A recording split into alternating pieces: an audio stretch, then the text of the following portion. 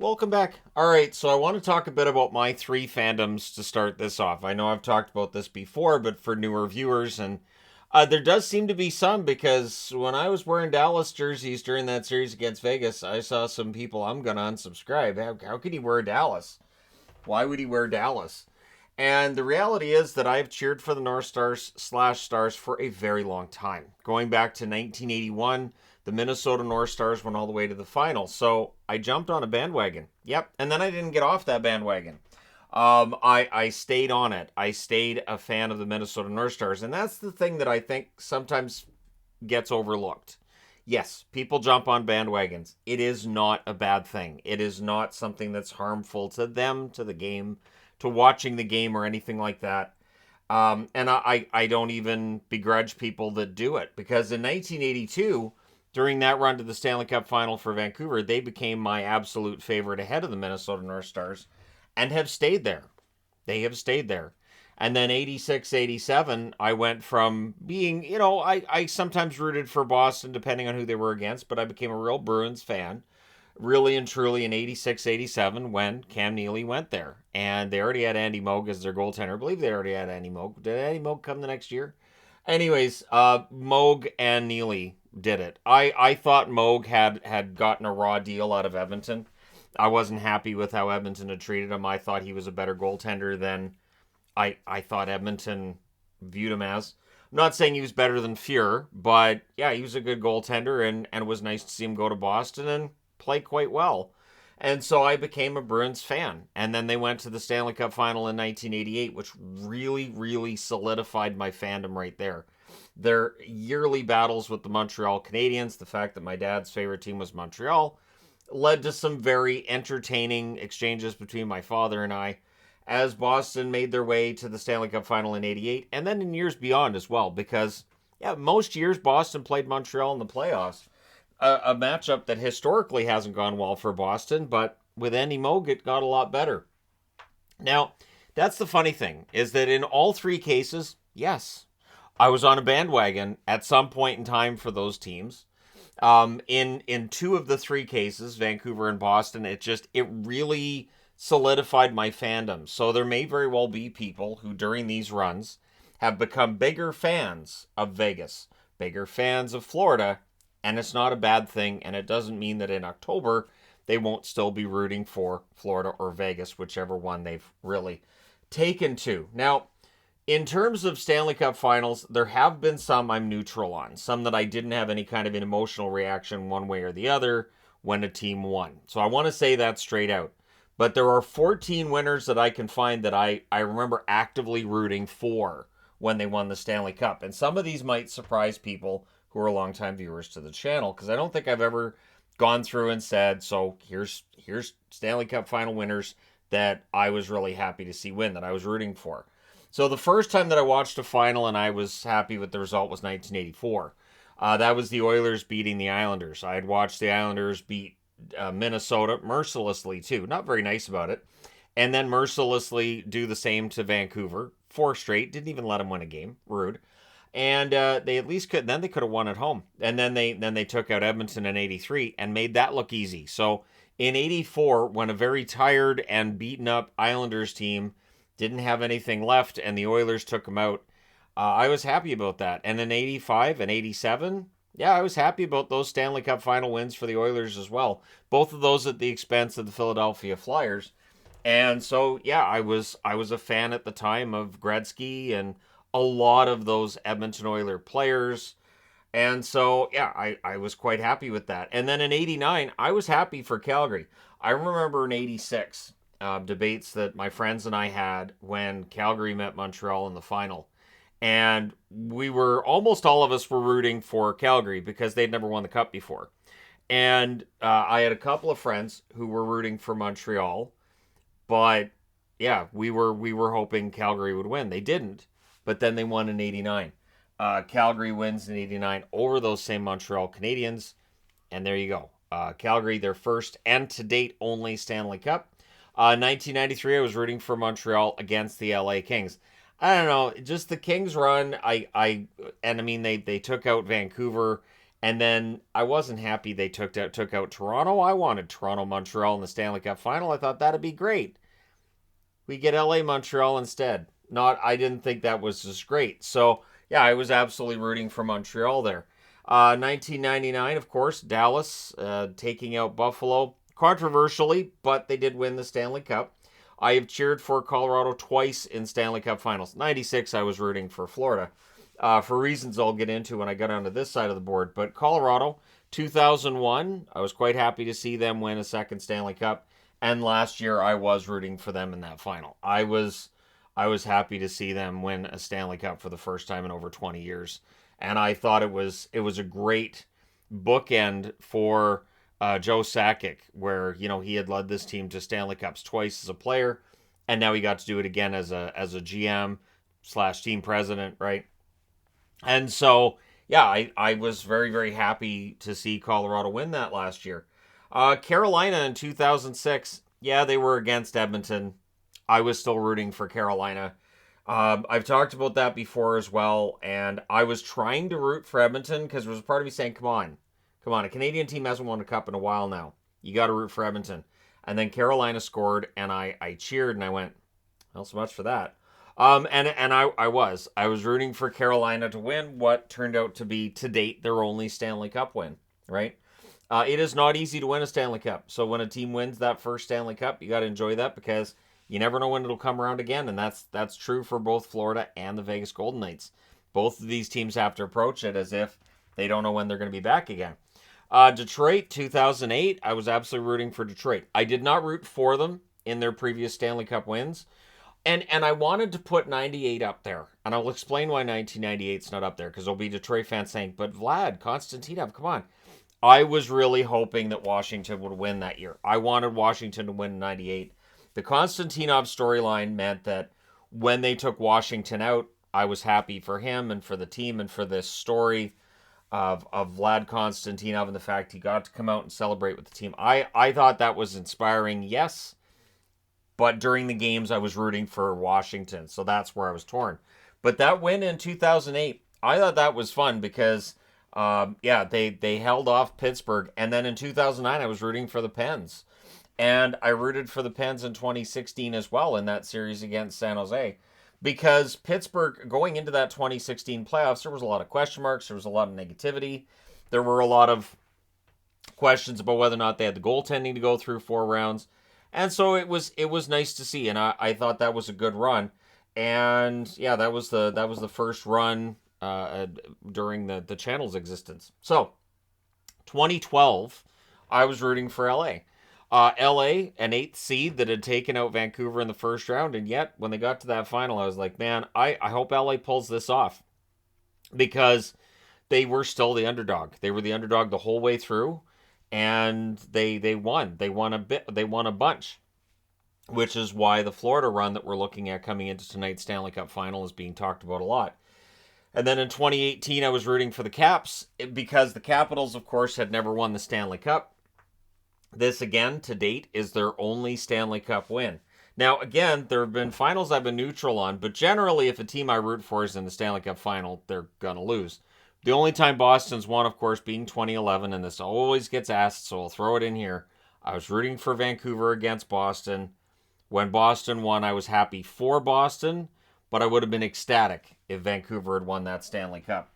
But they lost that one in 7, so I couldn't put Boston up there because, yeah, when that final went down, I wasn't happy at the end of it. Not to mention the fact that, too, when you've got your two favorite teams against each other, and it's just all the animosity and all the ugliness in that series made it really hard to watch. And even now, 12 years later, it's still, there's a lot of negativity from both sides looking back at that final. So that's where I've been at. Now, with this Stanley Cup final, I think it'd be great if Florida finished the storyline.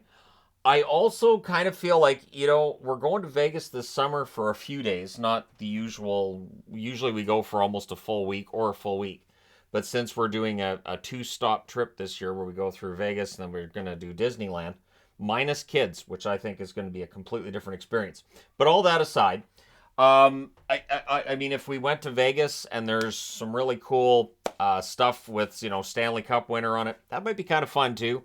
So I mean, I know that it would be great to see Florida win. I know that for the city of Las Vegas, having a champion there, the city of Las Vegas obviously wouldn't have ever had a champion in the four major sports in North America. I think it's a good story. And I think the ratings are going to be, on the American side of things, I think the ratings are going to be pretty strong. We'll see what they do. I don't know in Canada how strong they're going to be, but I will say this. Just personally on the channel, I can tell you with view counts, people are really into the Florida storyline. The Florida games, in terms of viewership, so the Florida Carolina series, I was getting about twice the views that I was for the Dallas Vegas series. People are really invested in this Florida run and want to see how far this will go. So I think this will fuel some pretty good viewing numbers. I don't think it's going to be the wasteland in Canada that some think it will be. So what causes me to root for a team now outside of my favorites, underdogs. So one reason that I very often am not necessarily cheering for the one that comes out victorious at the end is I like to root for the underdogs. I like to root for the team that wasn't given much of a chance going into the playoffs. So that's where Florida would come into this, right? Although a lot, myself included, had Edmonton in the Stanley Cup final this year. So Vegas, despite winning the West, wasn't really given very many. Really, the odds of them winning the Cup seem to be not great at the start of the playoffs because of the fact they'd have to go through Edmonton. There were people who felt that Colorado might repeat. So, yeah, Vegas, while they were the number one team in the West, I think maybe a bit underrated by some, and again, myself included. Now, the number two thing that will cause me to cheer is a team that's never won the Stanley Cup. Well, this year it's both. This year, both teams have never won the Stanley Cup. So that's great. I think that's great for the game. And again, I mean that. I think it's great for the league when you have that unpredictability of two teams that have never won a Stanley Cup. Then, third is the player that's never won the Stanley Cup. So 2001, Colorado, that was Ray Bourque. Ray Bourque gets that Stanley Cup ring. I was very happy for him. Again, sad he didn't get it in Boston, but very glad he finally got it. And he played really well for Colorado during that run. So that's the storyline, and that's part of the reason in 1989 that, and I've got despite Otto, because Joel Otto, the puck goes off his skate in overtime in Game 7, and that's what knocked out the Canucks. And I'm not the only one that wasn't happy about that one. But the Lanny McDonald storyline was really, really inspiring that he finally gets his Stanley Cup. And considering everything he went through in Toronto, then he ended up with the Colorado Rockies, which was just a miserable organization. And then he's in Calgary and he ends up retiring as a Stanley Cup champion. There wasn't any way I couldn't root for that part of it. Anyways, even though as a Canuck fan, I might still be grumbling about 1989, how it turned out in that first round series. Yeah, by the time we got to the final, I was kind of over it. Never won a cup as a player is important. And then there's the inspiring story part. So this is, and in part with the underdogs, but this also can, and I'll come back to the 1998 Wings. Yeah, the Vlad Konstantinov storyline was huge, and it drove that. So if a player is out hurt, like with Stamkos for the Lightning there a couple of years back, when he's only in for like one shift and he gets a goal and then he can't play. Like that was a good, like a really good storyline there. Almost felt Hollywood like. And so I do like those inspiring moments. You'll notice the 2015 final isn't on the board. I thought about putting it up there as saying, yeah, you know what? By 2015, I actually was kind of rooting for Chicago that year, but I just really enjoyed that final. And that was the only final I ever had money on. I actually had, we had a pool at work and I had taken, it was a random drawing. Everybody takes a team at the start of the playoffs. I got Tampa. So even though I could have won about $200, $300, I didn't care that Chicago won it because it was such a good final. So it's the only reason that one's not up there. So that qualifies as the finals I have neutral on, right? But there are those inspiring stories. And in both Florida and Vegas's case, you can find those stories. You've got Aiden Hill, who's on a heater, and may never play like this again. This is one of those runs a goalie gets on that, enjoy that, ride it out, because he may not experience this again. Next year at this time, he could be a number 3 in an organization. He could end up being a backup. I don't think anybody gives him a shot at the number 1 job, and maybe he ends up staying in Vegas and just he's the backup for Logan Thompson. But yeah, it's a good story. And then, of course, with Florida, you have numerous good stories with a team that won the President's Trophy last year, barely makes the playoffs this year, thanks to Chicago, knocking Pittsburgh out of the playoffs and all that. A game that nobody saw coming, really, just insane. Pittsburgh missing the playoffs due to a loss against Chicago, a team that now has the number 1 draft pick this year because they were bad. But yeah, this is a good story, and I do think that sports are more fun when there's an emotion involved. I really do. Like if I sit down to watch a game, I kind of tend to root for one or the other. And that counts with any sport. Any sport. I will find myself rooting for somebody, even if it's just, a good tennis match. There will be somebody that I'm rooting for within the first 5-10 minutes of that match. And again, it may depend on, with tennis is different though, right? If it's a Canadian player, I'm Canadian, so I'm definitely going to be rooting for the Canadian there. I hope Bianca goes as far as possible at Roland Garros, for instance. But yeah, I watch other sports too. But anyways, yeah, I do hope that this Stanley Cup final is as entertaining as I think it can be. These are teams that can skate. These are teams that are kind of used to being doubted. These are teams that have never won the Stanley Cup before, and it's warm location. So I would think for Sportsnet and for ESPN, the beautiful clear weather and the fact that it's warm pretty early in the morning in Vegas. It's very warm very early in the morning. I might give them some chance to film some stuff and get some different views of things. And I think it's going to be fun. I do. I think it's going to be a fun final, and I hope so. But don't feel bad if you're being called a bandwagoner. So if you've jumped on a bandwagon, don't feel bad about it. Own it. Be fine with it. I think it's weird that being called a bandwagon fan is now like considered one of the ultimate bad things you can call somebody. How dare you? How dare you root for somebody that you didn't root for last week? That's terrible. But again, it's because the story. I've always equated sports with like other TV shows. You can like a TV show and then not like it, and that can happen with sports as well, with teams. Again, for me, these 3 are entrenched, and Ottawa to some extent is as well. Ottawa's still the number 4, and yeah, Ottawa's still entrenched in that list for me as well. But the other teams move around.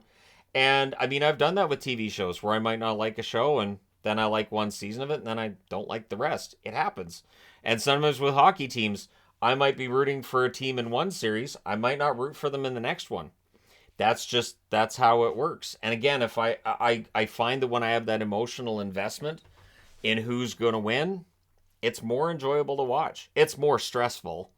One thing that's been, if there's a silver lining to the fact that my teams don't tend to end up winning it, it's that I'm not stressed by the time the final rolls around most of the time because the team I cheer for usually isn't in the final. Although with this channel, 2019 and 2020 were exceptions. The reality is that, yeah, if you're looking for a Stanley Cup final win that I was really happy with, like ecstatically happy, you have to go back 24 years. So that's a while. That's a while in between, like, and before that, nope. So, maybe 84. 84 when the Oilers won their first Stanley Cup. Maybe back then as a little kid I was ecstatic. Maybe that was when that was the case, but yeah, it hasn't been the case for a long time. And I'm okay with that. That's fine. I've joked before on the channel about how I'm the jinx, I'm the problem, I'm the reason these teams don't win. Sure, why not? After I've passed, people will find out whether or not that's the truth. Maybe Vancouver wins the Cup the year after I've passed. Who knows? But at any rate, I look forward to seeing what happens tonight in Game 1 between Florida and Vegas. And again, I don't think anybody should feel bad for rooting for a team. Because I have had years where I haven't really cared about who's going to win. And sometimes the apathy really takes over, like 2010. The apathy really took over. I've talked about that one before, or I didn't watch the Stanley Cup final. 2014, I didn't watch very much of the final either.